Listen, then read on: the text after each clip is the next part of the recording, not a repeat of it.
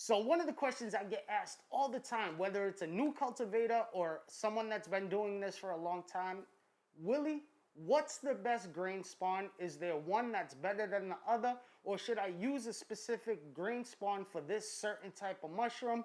Or just keep it consistent and use the same type of grains all the time? And when you guys go searching, all you guys are gonna see is use rye berries, use rye berries. That's what everybody talks about. It's pretty much the gold standard, but you guys might be surprised. It's actually not my favorite grain spawn, and I'm gonna explain why right here in this video. Dripping on acid in the hotel lobby.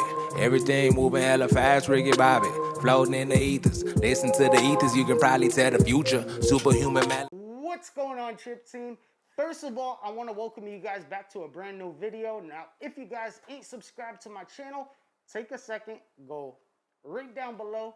Make sure you hit that subscribe button. I really appreciate it. It lets me know that you guys appreciate the content that I give you guys. And make sure you hit that bell right over to the side just to make sure you guys are up to date when I drop a new video, because the web series is going to be coming out, and it's going to be coming out on my YouTube channel, and I can't wait to share that with you guys. I'm actually leaving this Monday to go finish up the first episode of the web series. We had to do it in 2 parts.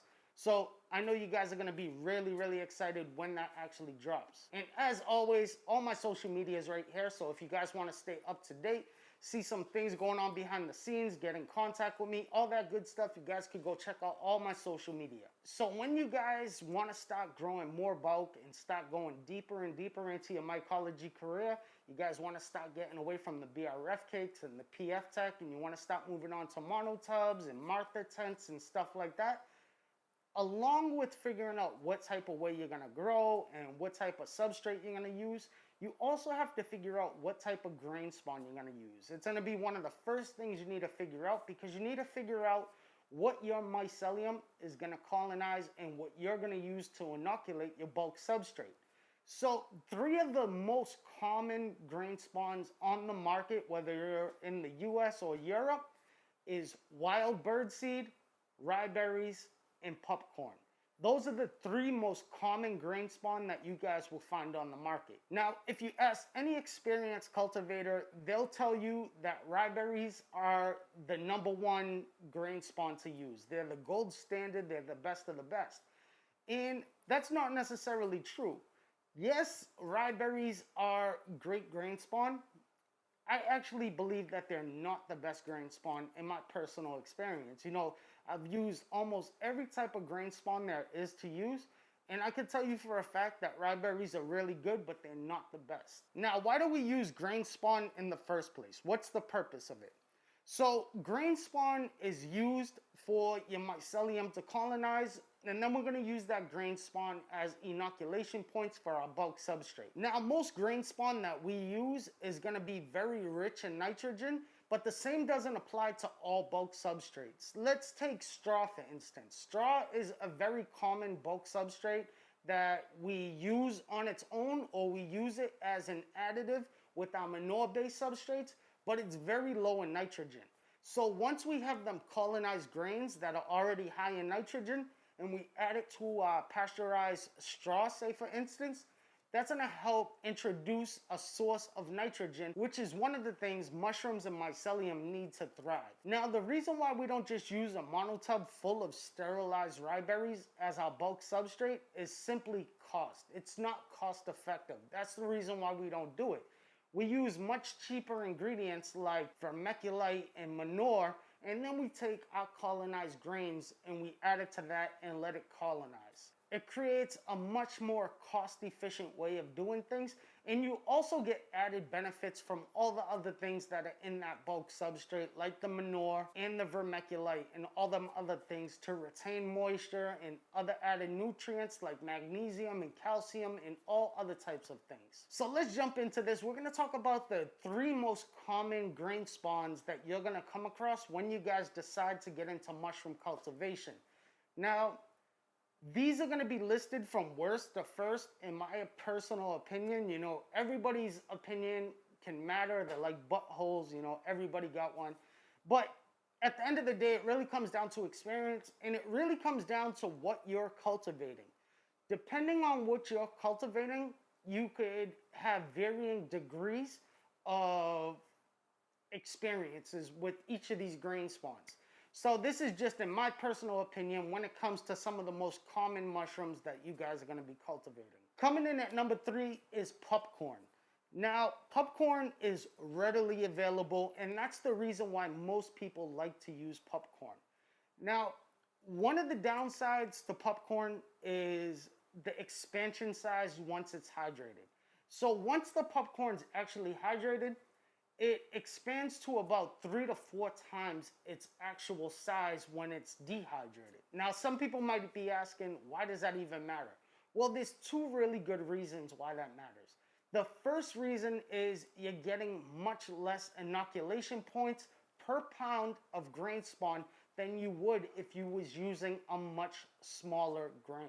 So what that means, if you guys don't know, is inoculation points is how many points of inoculation you're actually going to spawn to your bulk substrate. You know, where's my mycelium going to grow from, how many different points. Because the popcorn swells up so much when it's hydrated, you're not going to get as many inoculation points, which in turn is going to give you slower colonization on your bulk substrate and a more uneven colonization on your bulk substrate. The second reason you guys don't want to use a large grain spawn like popcorn is because there's no guarantee that the core of the popcorn kernel is sterilized, which means when you guys go to spawn it, or you guys shake it up, or you guys move it around, if one of them popcorn kernels burst open and it's not sterilized in the middle, it can contaminate your entire jar, or worse, if it's already been spawned, it can contaminate your entire grow.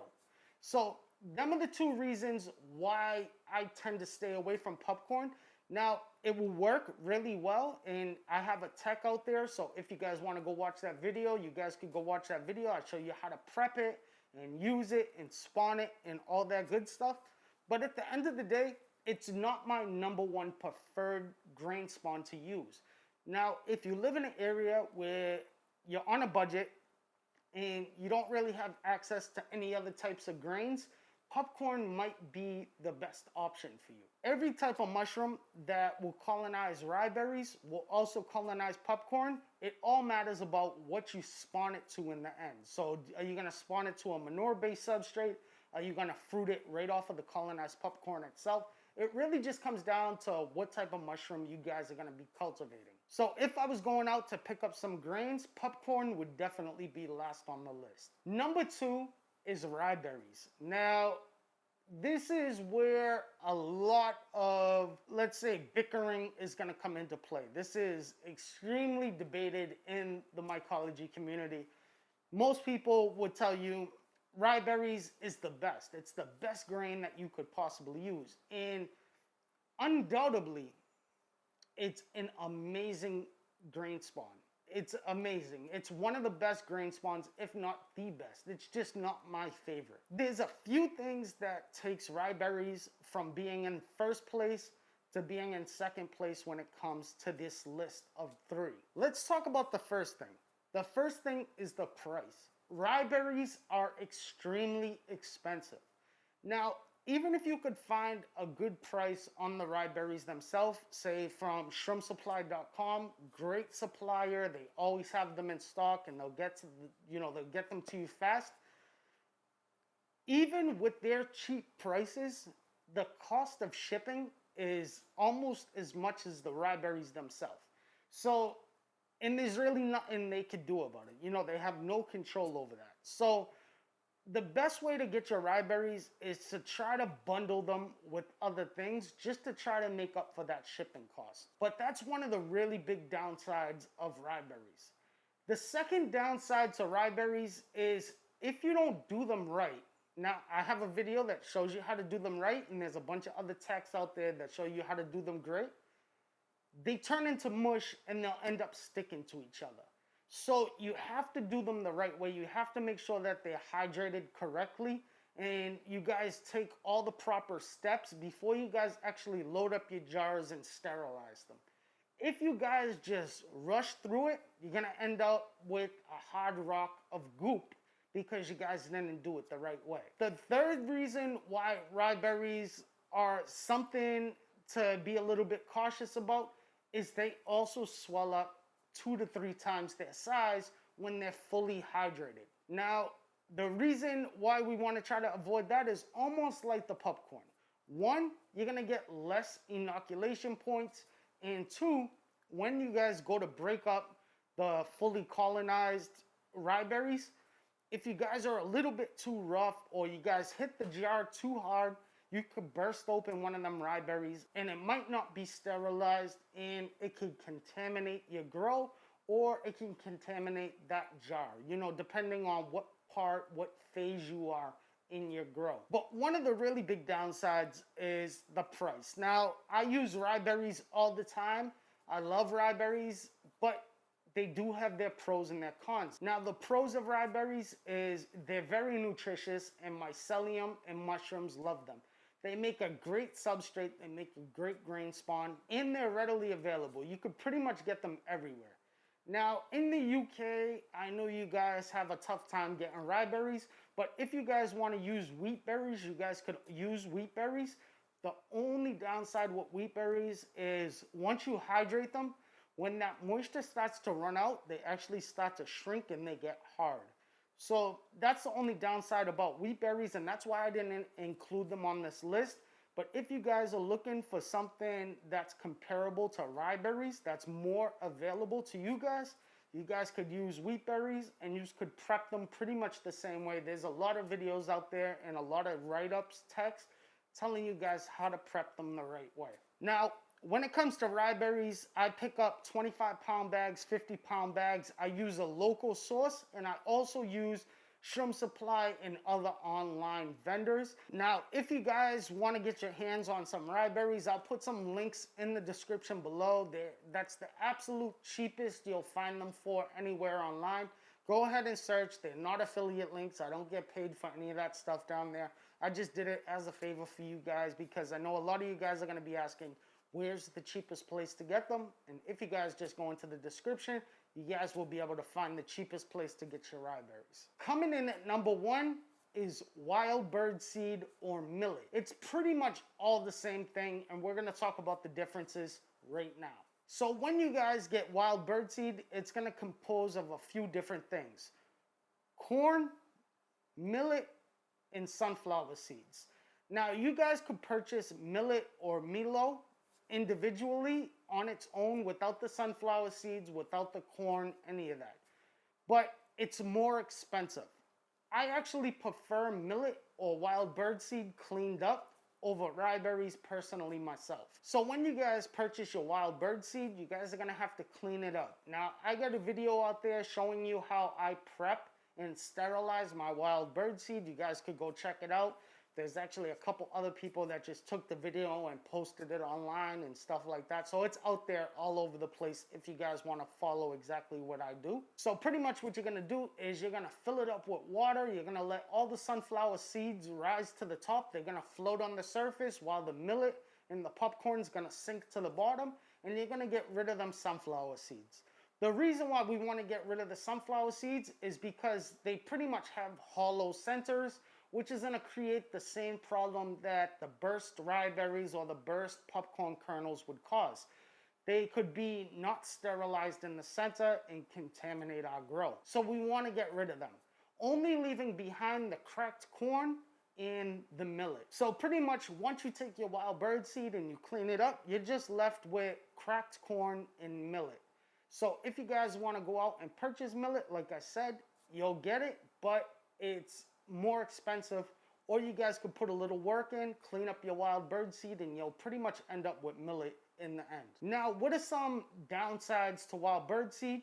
Like I had just told you guys, the sunflower seeds. So if too many of them get by, that also increases your chance of contamination because the centers of the sunflower seeds can rupture very easily and not be sterilized. And wild bird seed could be pretty dusty and dirty, and it could also solidify and turn really hard and make it difficult for the mycelium to maneuver. But if you guys have taken the time to clean it up, just like I did in my video, you guys will end up with a perfect product in the end. Now, what are some positives about wild birdseed?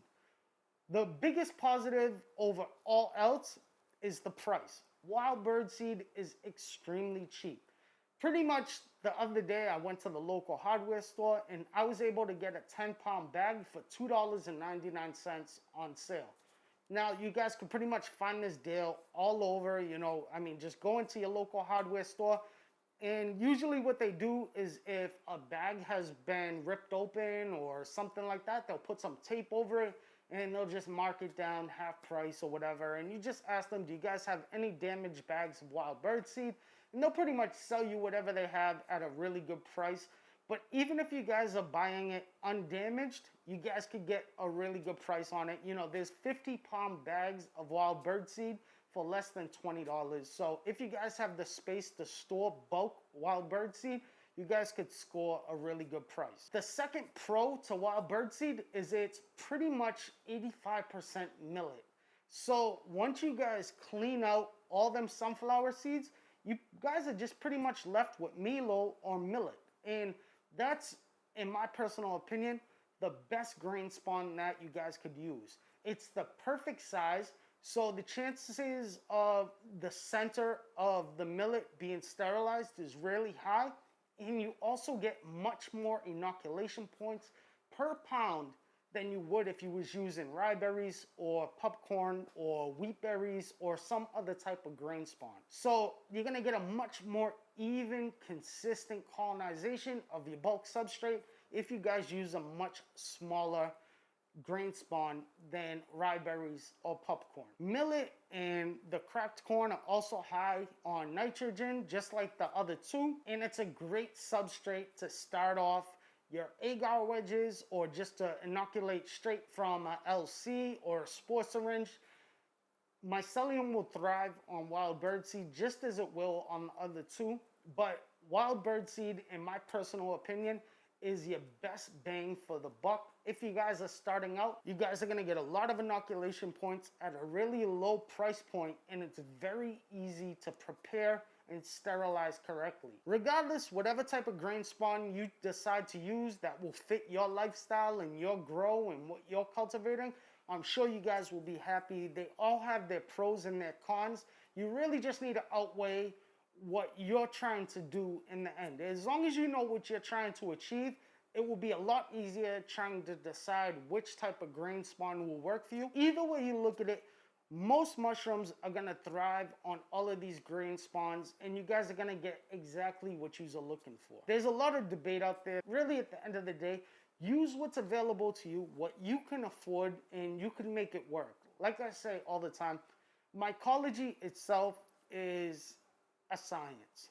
Mushroom cultivation is more of an art, all right? You don't need to overcomplicate things. You don't need to really push things to the next level. It's great to learn. It's great to gain knowledge and educate yourself, but don't stress yourself out. This should be an enjoyable thing. You guys should have fun while you're doing it. And like I say, it's always more of an art than a science. So just take your time, enjoy the process every step of the way, and learn from every step of the way. And you guys will have a fulfilling, amazing mycology career. Thank you guys for all your love and support. Make sure you guys check me out on my social media. Hit that subscribe, hit that like button, dislike button. It really don't matter. I love you guys. I'm Willy Myco. Do good, be good, live good. Namaste.